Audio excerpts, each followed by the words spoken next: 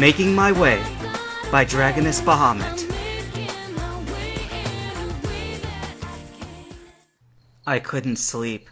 I didn't know how long I'd been lying there, but I still couldn't sleep. This is stupid. I'm tired. I want to go to sleep. I rolled on my stomach and hid my face in my pillow, hoping that it might help. It didn't. Mew, I groaned. I was getting annoyed and I was very tired. It wasn't a good combination. I decided to give up on sleeping. I sat up and looked around. Everyone else was still asleep. It's not fair. How come they're all still sleeping like babies and I can't even start to fall asleep? I got up and started walking around. I was getting bored too, an even worse combination. If I can't sleep, I might as well go out and do something, I decided. I left my room. The house was dark, which was expected. It did feel odd, though. For some reason, I headed to the stairs, but stopped by Mom's room. Mom? I did a double take and pressed my ear against the door. It was very quiet, but I could hear soft, sad noises coming from inside. Is she crying? I wanted to go inside and find out, but I didn't want to disturb her if she didn't want to be disturbed, and I got a strong feeling that she wanted to be alone. I backed up slowly and walked down the stairs. I was still getting used to the steps being so big, but it wasn't anything I couldn't handle. Once I got down there, I realized there really wasn't anything to do, except maybe watch TV, but I didn't feel like doing that. For lack of other ideas, I went outside. The cool night air felt nice on my fur. I glanced around. It was a cloudy night, but I could still see the stars clearly in between them. They shone brightly without the moon to outdo them. I felt more relaxed outside. I'd forgotten what being cramped inside of a house could do to you. I started to walk around my house. The flowers in the garden had their petals closed up, but they were still beautiful. Mom's a really good gardener. Thinking of Mom reminded me of what I'd heard in her room. I wonder why she's crying. I could think of a million possibilities, but how was I supposed to know which was right? I kept walking until I saw the ash tree. D+G. I'd always wondered about that little carving. The letters D+G were written and circled by a clumsy heart. It was worn over the years, but still clearly readable. Delilah and Giovanni? I blinked. Suddenly, everything became clear to me. That's why she was crying. She does love him. I stared at the ash tree. It was my favorite tree in the whole world. I knew every branch like the back of my hand. From the top, you could see all of Palatown. I glanced back at the small carving. But she loves me more.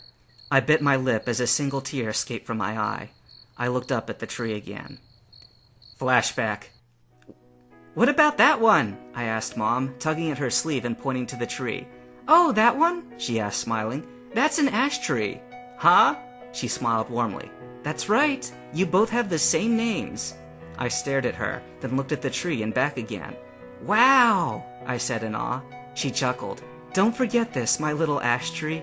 You may be a sapling right now, but someday you'll grow up and sprout into a tree even bigger and stronger than that one. I was suddenly scared.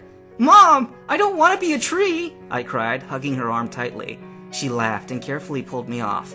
Don't be silly, Ashura. You won't actually turn into a tree. I'm just saying that one day you'll grow up into a man, just like the saplings turn into trees. Oh. Now go bring me my watering can. The petunias look thirsty. I laughed. I couldn't tell which flowers looked thirsty, but Mom could. She was good at that, too.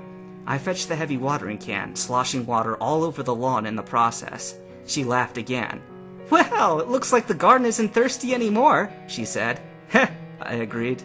I gave it to her, and she sprinkled the water over the flowers in her garden. They're not thirsty anymore? I asked her. She paused as if listening to the flowers. Then she smiled at me. Nope, they're not thirsty anymore, she said. Now come on, Ash, there are more flowers out here that are thirsty. Okay. End flashback. I yawned. I had forgotten how tired I was. I glanced over at another branch. A small family of Pidgey were sleeping soundly. I should go to sleep too. I hopped down branch by branch until I finally landed on the ground. I went back inside. I paused by Mom's door again. There was no unusual sounds coming from inside this time. Guess she fell asleep. I went to my room, settled myself, then finally fell asleep.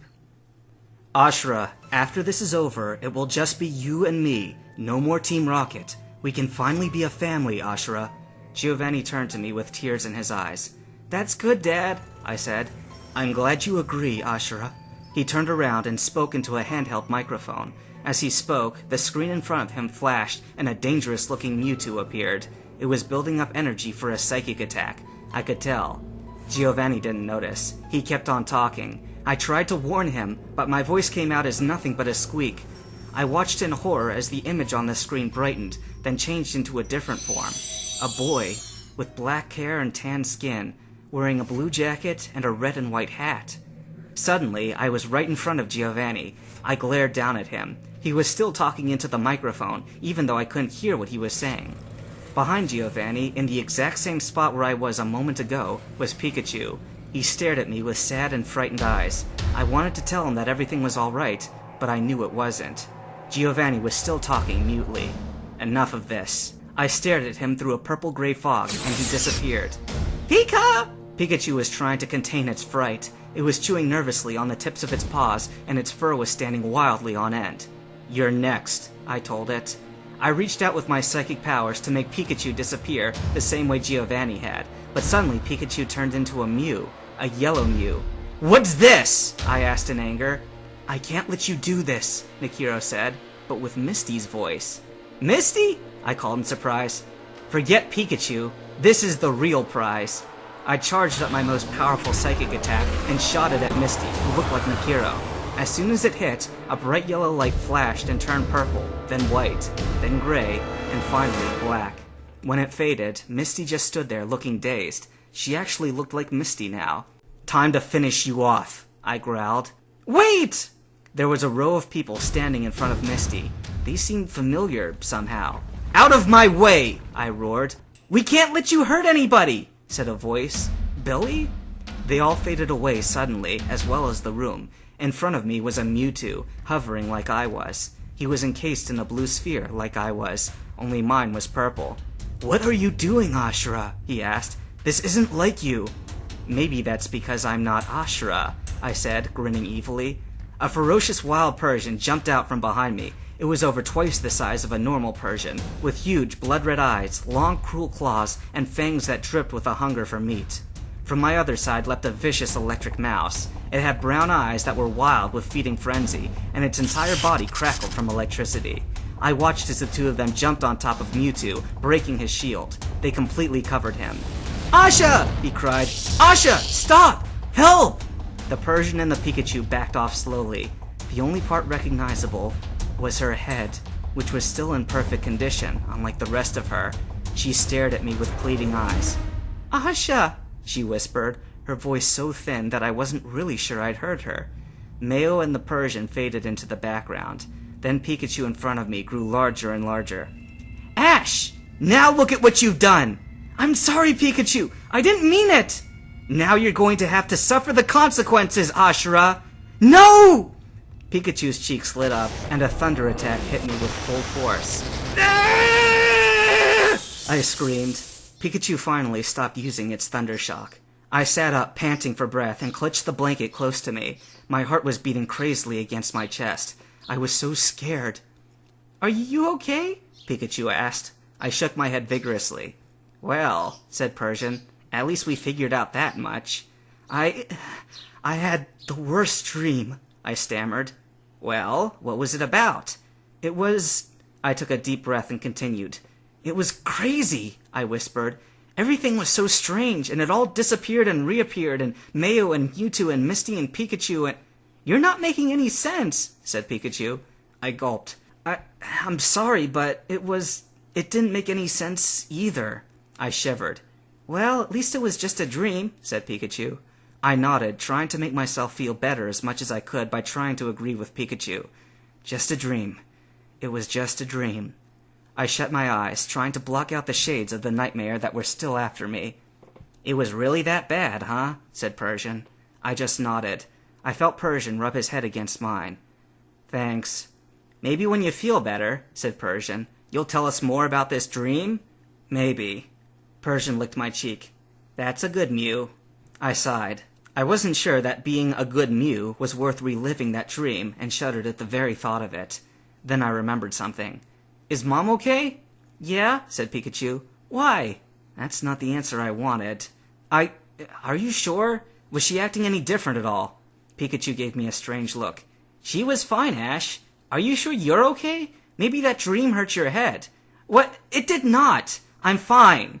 I stood up to prove it, although I guess that didn't really prove whether or not my head was fine. I'm hungry too, I added. Persian groaned. Yeah, the humans suspected that. Come on, let's find something to keep you quiet about food. Okay, I said, glad to have dropped the other subject. We left the room. Everyone else was already awake, it seemed, but something was missing. Or someone. Where's Mom? I said to everybody in general. Billy looked up from downstairs, where she and Misty were watching TV. Since when did everybody become couch potatoes? Ash! She exclaimed. You're awake! Of course I'm awake. Now where's Mom? She went outside, Misty replied, then added snidely. Did someone stay up late last night?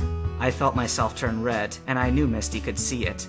I'll have you know, I began, not really sure what I was going to say. I got a lot accomplished last night. And just what was that? She asked. I got hungry. When I saw that she was staring at me, I winked. But that can wait. I'm gonna go talk to Mom. I zipped over them, then went to the door. Outside, it was a nice sunny day, but somehow not as relaxing as it had been last night. I glanced around for Mom and saw her to my left, attending to the petunias. I tried and failed to smile. I floated up beside her silently. They're not thirsty anymore? I asked. She jumped, then whirled around. She put her hand over her chest when she saw me. Oh, Ash! Don't scare me like that, she said with a relieved sigh. I peered down at the flowers. You didn't answer my question, I pointed out. Oh, that, she smiled. No, I don't think they're thirsty anymore. I bent my head down, trying to listen to the flowers. I didn't actually hear them, but I just got this feeling. They're not, I said in affirmation. She smiled and patted my head. You should be a gardener, Ashura, she said.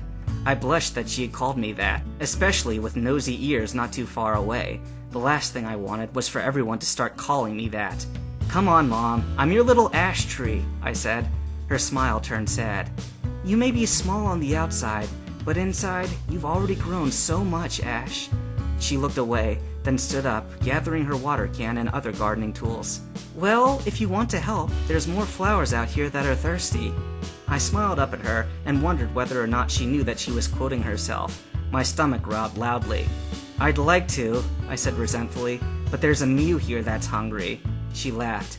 Go and eat breakfast, little ash tree.